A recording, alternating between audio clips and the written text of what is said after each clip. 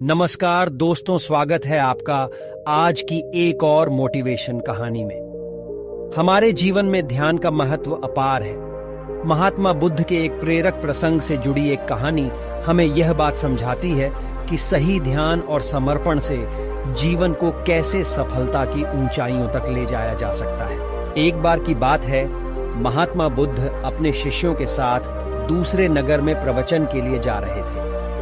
काफी दूर चलने के बाद सभी शिष्य थक गए और वे फिर महात्मा जी से बोले, गुरुजी, यदि आपकी आज्ञा हो तो कुछ देर कहीं रुककर विश्राम कर ले। महात्मा जी बोले, वत्स, कहीं उचित स्थान देखकर हम वही विश्राम करेंगे। फिर कुछ देर चलने के बाद उन्हें एक खेत दिखाई दिया। उस खेत पर एक बुजुर्ग और एक छोटा लड़का खेत जोतने का काम कर रहे थे। महात्मा जी ने उस बुजुर्ग से पूछा, हे मान्यवर, हम कुछ देर यहाँ विश्राम कर सकते हैं। तब उस बुजुर्ग ने महात्मा जी को पहचान लिया और हाथ जोड़कर उनको प्रणाम किया और कहा, हे महात्मा जी, ये तो हमारी खुशनसीबी है कि आप हमारे खेत पर पधारे।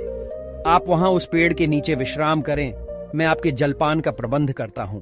तब महात्मा जी बोले, हे मान्यवर, आप अपना कार्य पूर्ण करें, हमको कुछ नहीं चाहिए।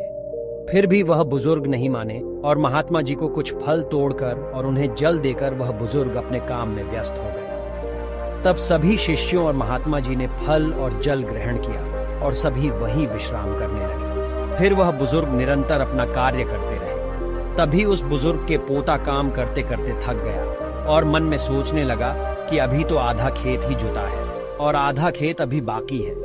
अब मैं कुछ देर विश्राम कर लूं, फिर आधा खेत जोतूंगा। ऐसा सोचकर वह एक पेड़ के नीचे जाकर विश्राम करने लगा। पेड़ की ठंडी ठंडी हवा से उस बुजुर्ग के पोते की आंख लग गई, लेकिन वह बुजुर्ग निरंतर अपने कार्य में लगे रहे। फिर जब उस बुजुर्ग का पोता अपनी नींद से जागा, तब तक उस बुजुर्ग ने सारा खेत जोत लिया। वह नजारा महात्मा जी और उनके शिष्यों ने देखा। तभी महात्मा जी से उनके शिष्य बोले, हे गुरुजी, इन बुजुर्ग की उम्र इतनी अधिक होने के बावजूद भी बिना विश्राम किए ही उन्होंने सारा खेत जोत लिया, और दूसरी ओर बुजुर्ग के पोते की उम्र उनसे छोटी होने के बावजूद भी आधा खेत जोतकर विश्राम करने चला गया। ऐसा जोश सराहनीय है। उन बुजुर्ग में ऐसा जोश कहां से आ रहा है? और वही उनका पोता आलस्य में आकर विश्राम करने चला गया।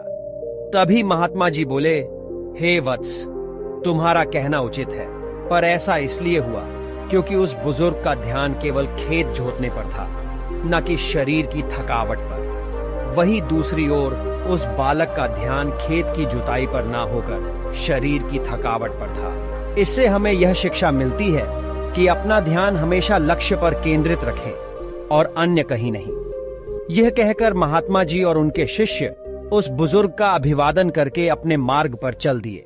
इस कहानी के माध्यम से हमने देखा कि एक सफल जीवन के लिए ध्यान और समर्पण का महत्व क्या है।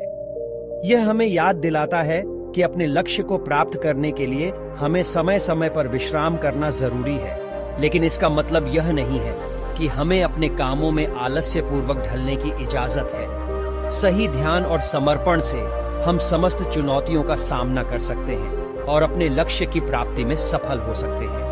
हमें आशा है कि आपको कहानी अच्छी लगी होगी और बहुत ही अच्छे तरीके से समझ में आई होगी।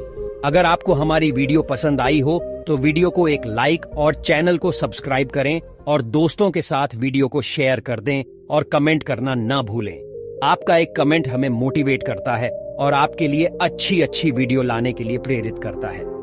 Thanks for watching my all YouTube family. Thank you so much.